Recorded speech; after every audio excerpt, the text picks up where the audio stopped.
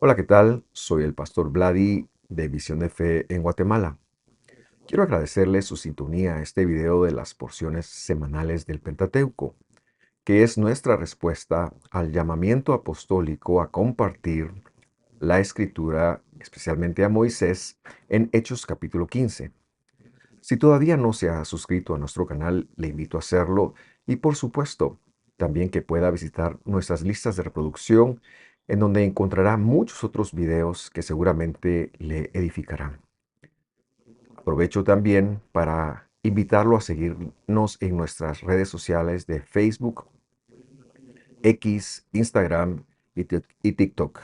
Espero que este video sea de edificación para usted.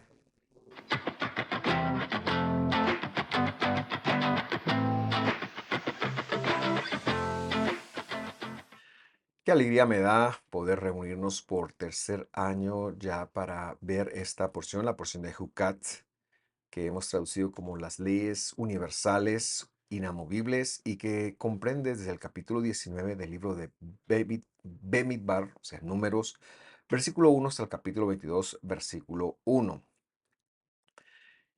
Y yo quiero, pues, retomar siempre la explicación que dimos el año pasado, pero esta, lo que veremos hoy, nuestro tema hoy es la vaca roja y el Mesías, tiene un poquito más que ver con lo que vimos hace 2 años. Así que recordará usted, o si no lo recuerda, no se preocupe, pero hace 2 años veíamos el concepto de lo que es la inhabilitación, y fue en ese orden de inhabilitarse que tocamos un poquito acerca del asunto de la vaca roja.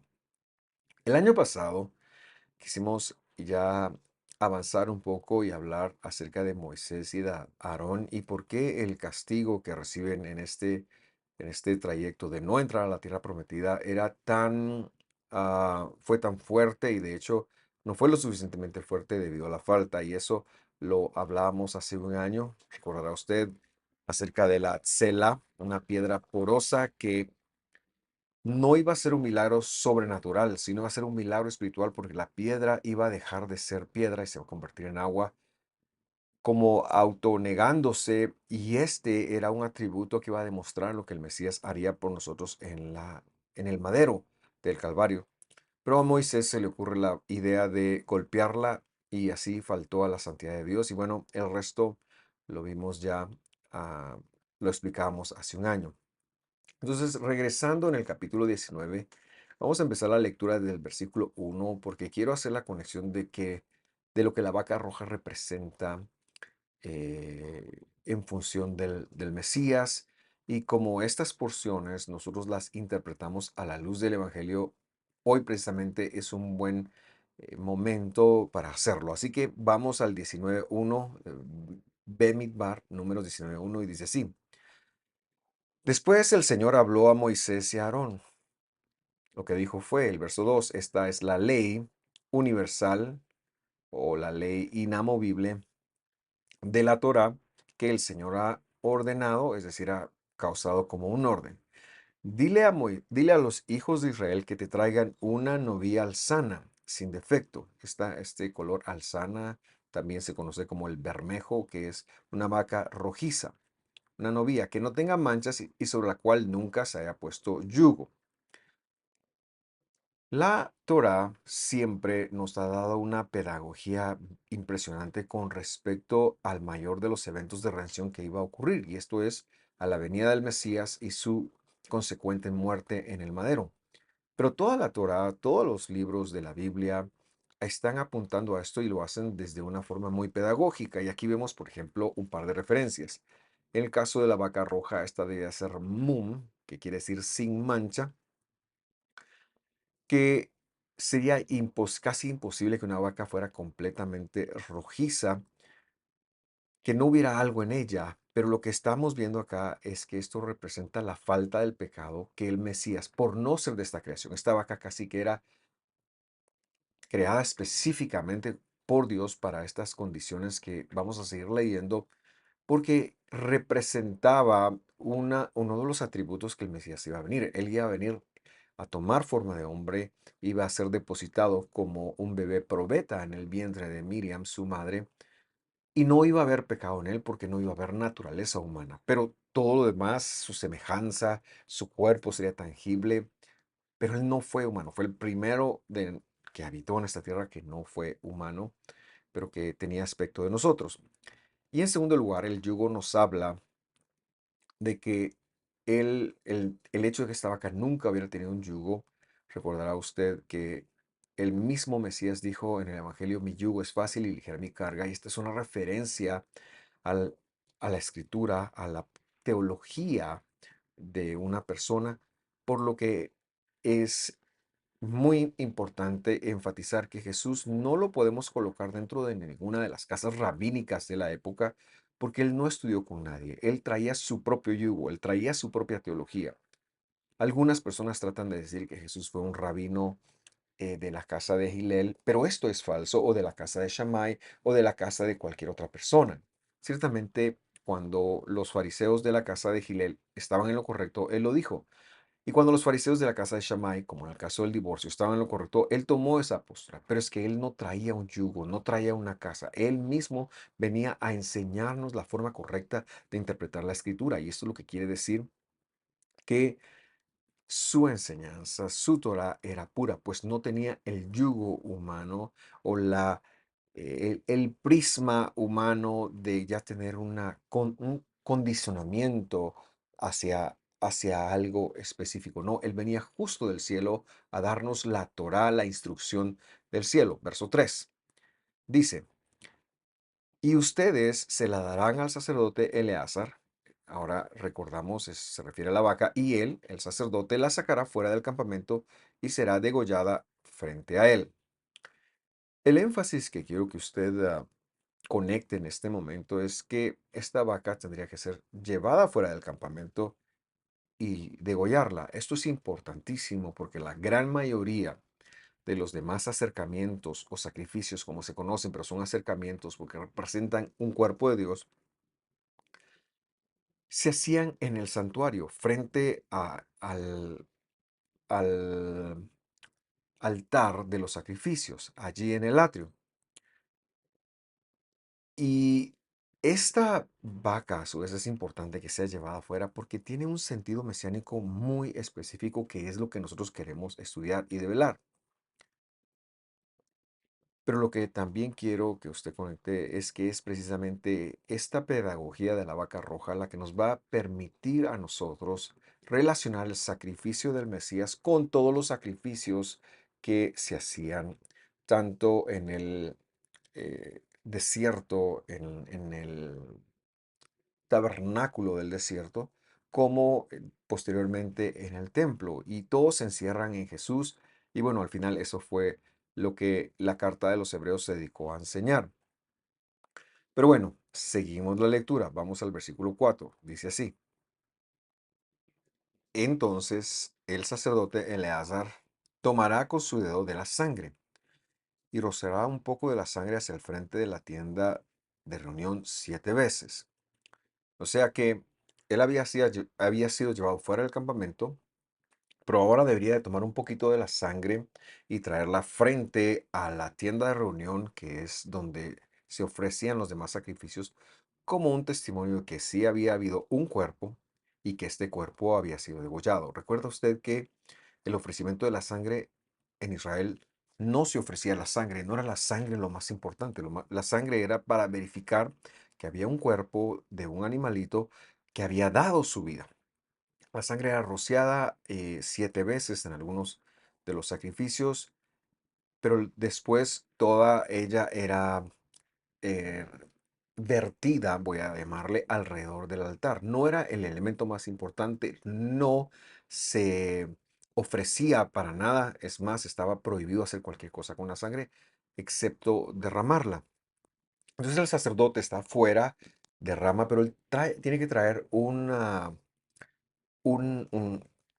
con su dedo algo, regresar y rociar un poco de la sangre hacia el frente de la tienda de reunión, porque es un testimonio para Dios, que es el que habita por medio de sus rostros, que habita en el santuario, de que ha habido un animalito que dio su vida, que dio su cuerpo. Luego de esto, él debía regresar hacia donde estaba la novia y vemos que sucedía en el versículo 5. Bemidbar 19:5 dice, luego la novia será quemada en su presencia, es decir, delante de él, dice literalmente. Todo se quemará, su cuero, su carne, su sangre y su estiércol.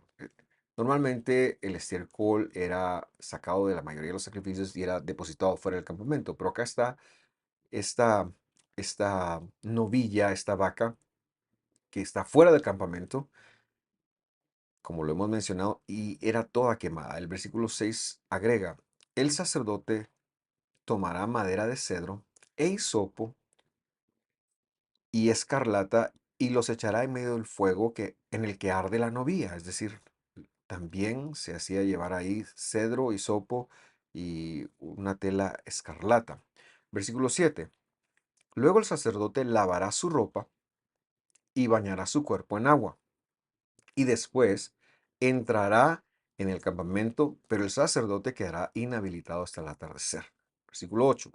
Asimismo, el que la haya quemado lavará su ropa con agua y bañará su cuerpo con agua y quedará inhabilitado hasta el atardecer.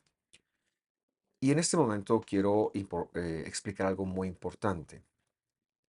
El resultado de la desobediencia al Señor, que en castellano se conoce como pecado, en inglés se conoce como sin, es una palabra muy general. En hebreo se dieron tres reacciones o tres consecuencias a la desobediencia que podríamos, que de hecho la Biblia las enseña, están en Levítico 16:16 y bueno, luego están desperdigadas a lo largo de la escritura. La primera consecuencia de la desobediencia es la rebelión, que es el corazón humano revelado a Dios o en contra de Dios, alzado en contra de Dios, porque como humanos vamos en contra de la escritura. Cuando la escritura a veces nos pone y nos dice, no deben de hacer esto, buscamos la manera de revelarnos y de justificarnos. Y este es un pecado que se hace a conciencia. Esa es la cualidad de ello. Es una acción, una actitud, una consecuencia que se hace con conocimiento de causa. En segundo lugar está la palabra hatá, que es lo que se conoce como el hierro, pero que traducen como pecado. Errar. Esto puede ser un error involuntario o voluntario, porque también a veces nos equivocamos pensando que estamos haciendo algo y no lo estamos haciendo bien. Y esta es la segunda consecuencia de la desobediencia a Dios. Pero la tercera consecuencia es una que casi la gente no la conoce. Es la consecuencia de la inhabilitación para estar en contacto con la santidad de Dios. Si una persona no está habilitada para entrar en contacto con la santidad de Dios, va a sufrir esa santidad, en el peor de los casos, moría en función de que Dios es santo. La situación era que Dios había decidido venir a vivir entre su pueblo, al igual que ahora, y lo iba a hacer pedagógicamente por medio de ciertos elementos que lo representaban. La Biblia le llama a estos rostros. Lamentablemente, muchas Biblias lo traducen como presencia. No es una presencia, sino son rostros, son superficies visibles. Pero entonces una persona que estaba inhabilitada, que era una consecuencia de la desobediencia, no podía entrar y ofrecer, por ejemplo, un acercamiento para el perdón de sus pecados, de sus rebeldías, sino que debería de pasar todo un proceso de habilitación. Lamentablemente, la mayoría de Biblias han traducido, o de versiones, es decir, han traducido esto como impureza. Estaba inmundo, estaba impuro, pero es a lo que se refiere. Es una inhabilitación para con la santidad de Dios y es algo que está vigente. No es algo que no podemos pensar en que no sucede. Es consecuencia de nuestra desobediencia a Dios. Estas tres cosas encierran todo el concepto de castellano de pecado, pero lamentablemente se lo ha relacionado solo con el error, pero es el conjunto de todo esto es el pecado. Y lo que estamos viendo acá es que el sacerdote, la persona que lavaba, se inhabilitaba debido a lo que estaba haciendo. debía bañarse, lavar sus vestidos y esperar que pasara la noche, y luego ya podría él retomar sus funciones sacerdotales, entrar al lugar santo y, bueno, ministrar como fuera necesario para poder seguir con la vida. Eran ciertos tipos, entonces, de inhabilitaciones. Y esto estaba vigente cuando Jesús vino, por eso usted ve leprosos, que es una mala traducción de una enfermedad cutánea, pero en fin, había una inhabilitación y algo, nuestra desobediencia nos ha inhabilitado para disfrutar de la relación con Dios, muchas veces para disfrutar de su perdón. Vamos a aclarar esto un poco después, pero quiero darle el contexto.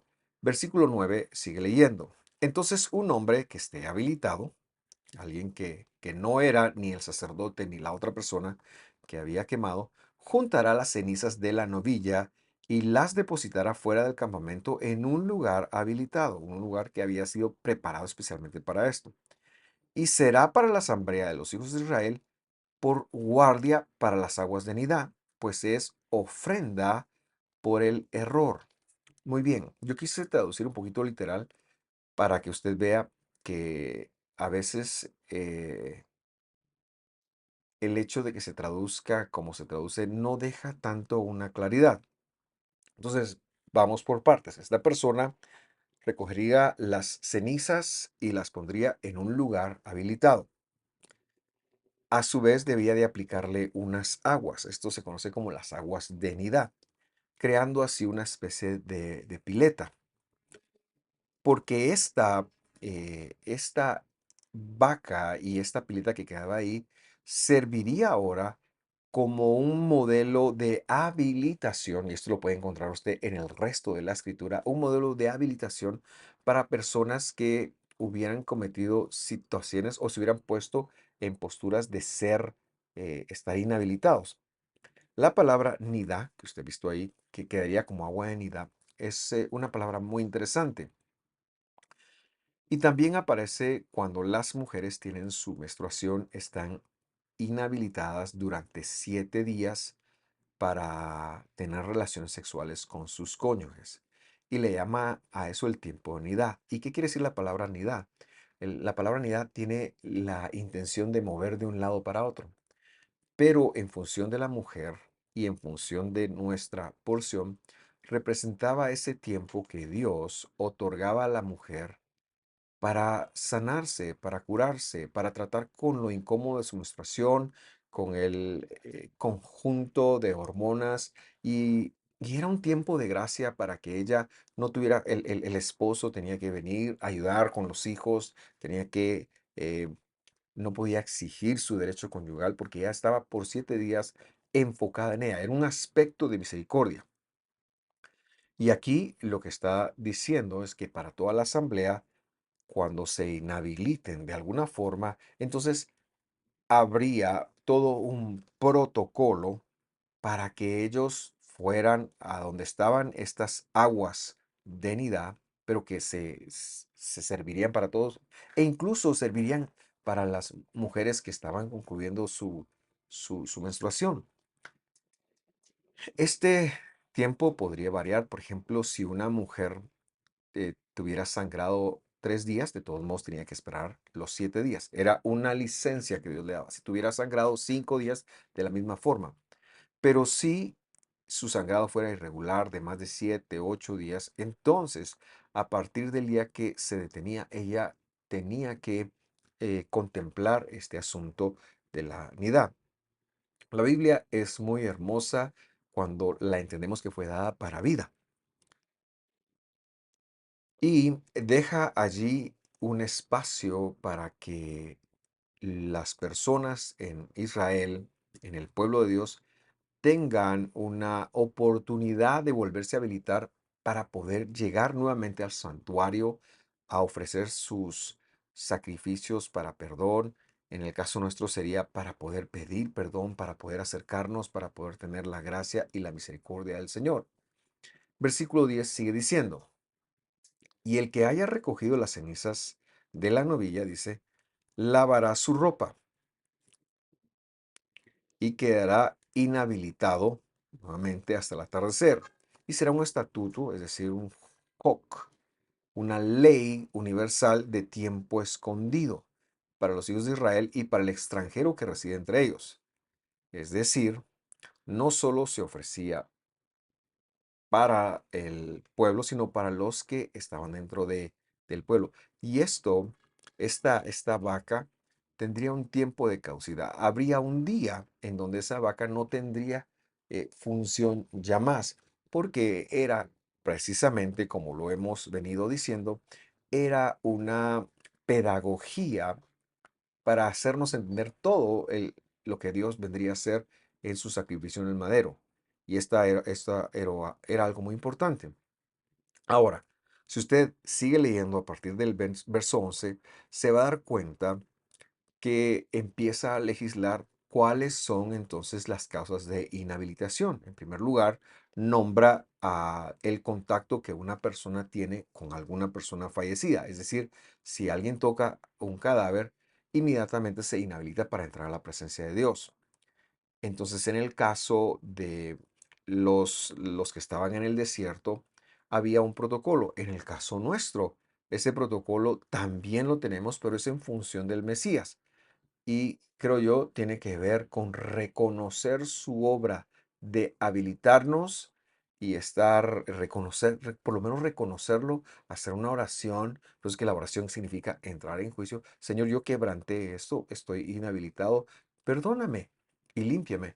Y seguramente el sacrificio de Dios valdría. Pero volviendo al asunto histórico, entonces empezamos a ver que no solo empieza a legislar qué sucede cuando uno toca un cadáver, sino qué pasa si uno está en una tienda cuando la persona muere. Recordará usted que ellos estuvieron condenados a morir todos en los 40 años que estuvieron en el desierto y solo los menores de 20 años en adelante entrarían a pelear por la tierra prometida. Y bueno, se empiezan a dar varias cosas en el contexto en donde Dios les empieza a decir a ellos qué pasa, cómo se aplica cada em, inhabilitación. Y luego vemos que desde el versículo 20 en adelante, la escritura da una instrucción de qué hacer con alguien que no tomara este protocolo y esa persona debería de perder su ciudadanía en Israel. Y así es como termina el capítulo. Pero lo que yo quiero hacer ahora es hacer una conexión con el Evangelio que estoy seguro a usted le traerá mucha luz, pero que también es para es para explicar la razón de su tema, la vaca roja y el Mesías. Entonces quiero invitarle a que lea conmigo Hebreos capítulo 9, versículo 13. El autor de Hebreos está hablando de los sacrificios y luego dice lo siguiente en el versículo 13, 9:13. Porque si la sangre de los machos cabríos y de los toros, que son otros sacrificios, no es el nuestro, y la ceniza de la novilla, esta es nuestra vaca roja, nuestra novilla roja, dice, rociadas sobre los que se han inhabilitado, santifican para la habilitación en la carne. Luego dice, verso 14, cuánto más la sangre del Mesías, quien por el Espíritu, poder eterno, él mismo se ofreció sin mancha a Dios, purificará nuestra conciencia de obras muertas para servir al Dios vivo.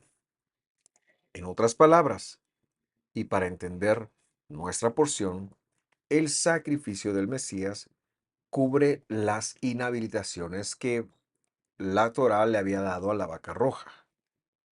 Cualquier cosa que inhabilita el sacrificio del Mesías. Ya no tenemos que hacer los baños, en el caso de ese baño de cuando se pone el sol, porque hoy en día este sacrificio, el acercamiento de Dios, tiene el poder para que sin quemar una vaca roja y atravesar todo ese protocolo, al pedir perdón, nuestras inhabilitaciones sean perdonadas. Es lo que yo mencionaba. La otra cosa, el otro versículo que quiero mencionar se encuentra en Hebreos capítulo 13, versículo 11. Y dice así, Porque los cuerpos de aquellos animales cuya sangre es llevada al santuario por el sumo sacerdote como ofrenda por el pecado son quemados afuera del campamento.